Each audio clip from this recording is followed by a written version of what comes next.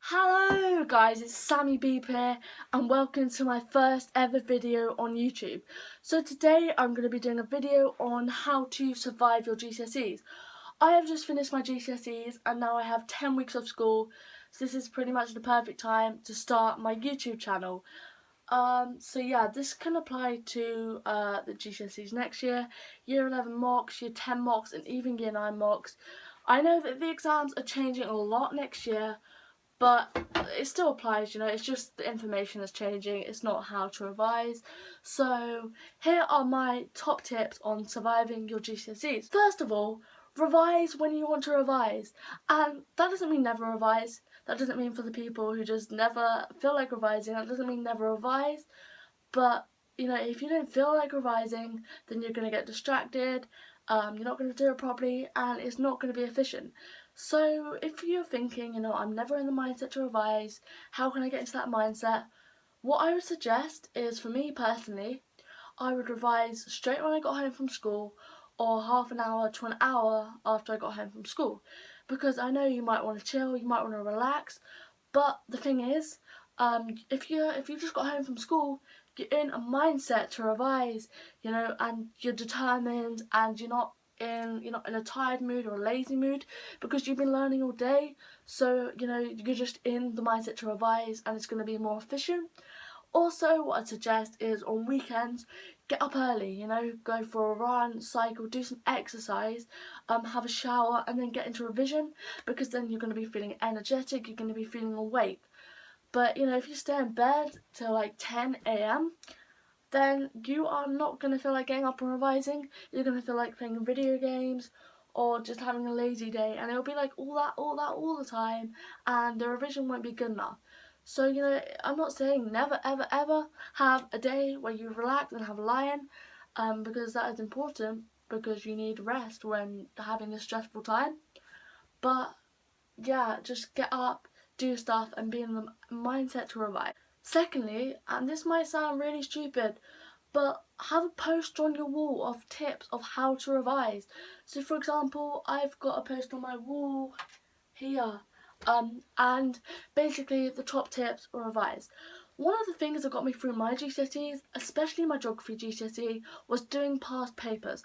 I done every single geography past paper that there was on the internet, and it really helped me because, like, this year especially, they recycled geography questions, and for most of the exams they recycled questions. Similar questions came up in the test, they weren't exactly the same, but it was on things that came up in the test, so I'd answered a question and I'd known how to do it, which was really helpful.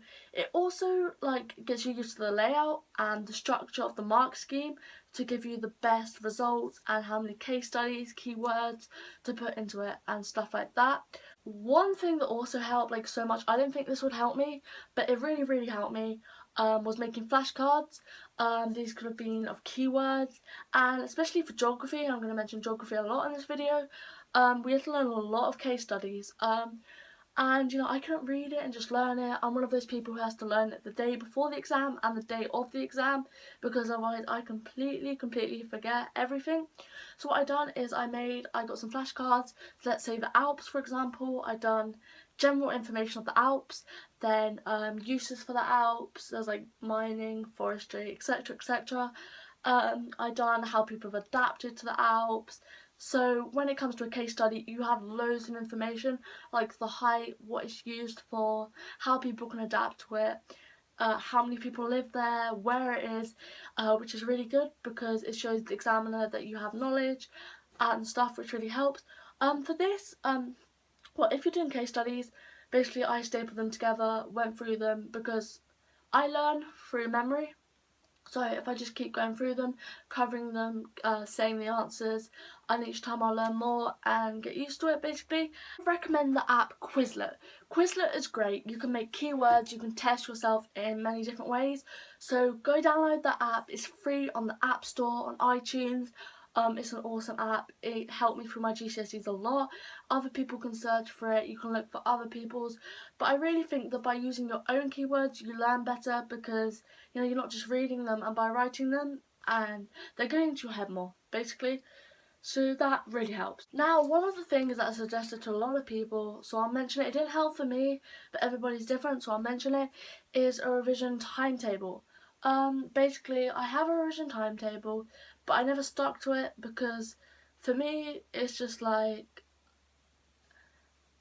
I don't know, I'll revise what I need to revise, and I don't want to stick to a strict timetable because it kind of makes revision a chore, where if it's if you see it as a chore, it's going to be seen as stressful, and then trust me, you will not want to do it. So if a revision timetable will help you, do it. Like for me, it gave a bit of a structure, but I didn't stick to it completely. So it helped in a way, but not completely. But you know, you can always give it a go. Whatever helps you, whatever helps your learning. Just do what's going to benefit you most for the GCSEs. And the most important thing of how to revise is just don't. You need to have rest, okay? Okay, so if you're revising for like 5 hours, revision is now going to be associated with stress, a job. But if you revise for half an hour to an hour, have a 10-20 minute break or whatever, revision's not going to seem like much a chore, it's not going to be as stressful, and it's not going to put you off doing it. You're not going to think, revision, no, don't want to do that, it's just stressful. You know, you're not going to associate it with bad things because having breaks will make it less stressful. Just trust me. And if you think that you can't stop, you have to keep going, just trust me, you do not have to keep going, okay? Rest is not going to matter, and in the end it's going to benefit you because it will give time to sink in and de-stress. So when you come back to revision, you know, you're not going to be all jumbled up in your brain. So that is really when revising. My third thing of surviving your GCSEs is do it for yourself. Don't do it for other people, okay? If people are saying to you, your parents, your brothers, your sisters, your family, your friends, your teachers, you need to get an A, you need to get an A star, you know, you need to get this, you need to get that, you need to get that. Don't listen to them. That's their goal, that's not your goal, okay? It's good to have good goals in mind, but if they're not your goals, if you don't think you can achieve them, and you don't want, you know, you think you can get a B, and your goal's a B, you know, don't be afraid to set your heart for an A.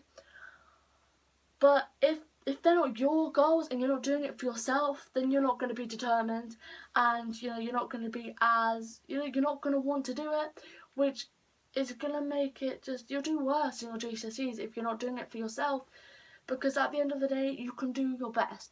You can please yourself, you can do your best to help you in your GCSEs, but you know, you can't do it for other people because it's about you, it's not about them.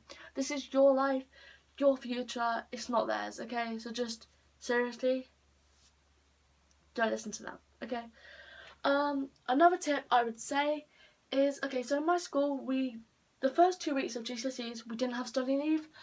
The 2 second weeks we came in for lessons that we haven't had the exam, and the exams obviously. But what I done, if I didn't have an exam, this was before the 2 weeks or after the 2 weeks, after the half term, sorry, I didn't come in. Because it gets to the point in secondary school when you're doing your GCSEs where people just, they don't care, okay? They simply do not care. Everybody talks, they muck about, it makes you distracted, and then you and your friends will just sit there talking, and it's so frustrating for you and your teacher because you know you really want to be revising, but you're not in a certain mindset to be revising. So I stayed at home because I could get into a mindset, I could revise what I needed to revise. Unlike at school, when you're in a certain lesson and you have to revise for that exam, whereas you think you need to revise for another exam because you might be okay in the lesson, like that certain subject, but you might need to revise more for one subject, but you won't be able to because the teacher won't let you. So if you can concentrate at home, do it. Go for it, okay? Just go for it. But if you're one of those people who cannot revise at home, you will get distracted. Do not do it, okay? Because this time isn't for you to be going on your Xbox or reading. Well, reading, guys, yeah. But, you know, you need to revise, okay? And lastly, my top tip, really, is think about the summer you're gonna get, okay? So yeah, right now you might be missing out on seeing friends, or you might not be seeing them as much. You might be revising, you might not be able to do your hobbies and all the things you love to do, okay? You might not be doing them as much or not at all.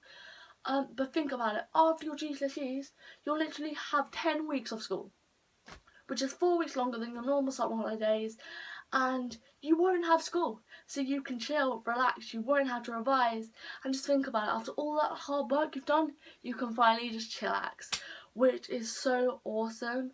You know, this feeling is amazing, and to be honest with you, it is so weird not being at school, but it's perfect to start up my YouTube channel and get other things sorted. Like, I've got prom next week, which is awesome.